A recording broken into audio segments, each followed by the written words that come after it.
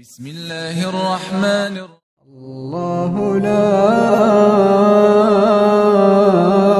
إله إلا هو الحي القيوم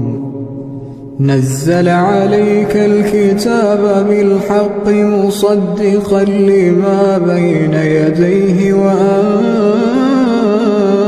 التوراة والإنجيل من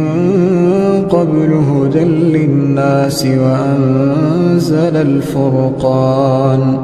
إن الذين كفروا بآيات الله لهم عذاب شديد والله عزيز ذو انتقام إن الله لا يخفى عليه شيء في الأرض ولا في السماء هو الذي يصوركم في الأرحام كيف يشاء لا إله إلا هو العزيز الحكيم هو الذي أنزل عليك الكتاب منه آيات محكمات هن أم الكتاب وأخر متشابهات فأما الذين في قلوبهم زيغ فيتبعون ما تشابه منه ابتغاء الفتنة وابتغاء تأويله وما يعلم تأويله إلا الله والراسخون في العلم يقولون آمنا به كل من عند ربنا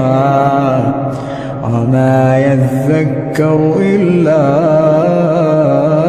أولو الألباب ربنا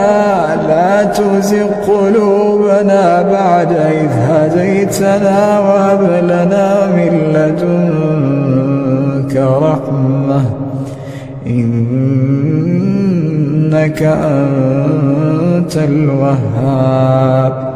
ربنا إنك جامع الناس ليوم لا ريب فيه إن الله لا يخلف الميعاد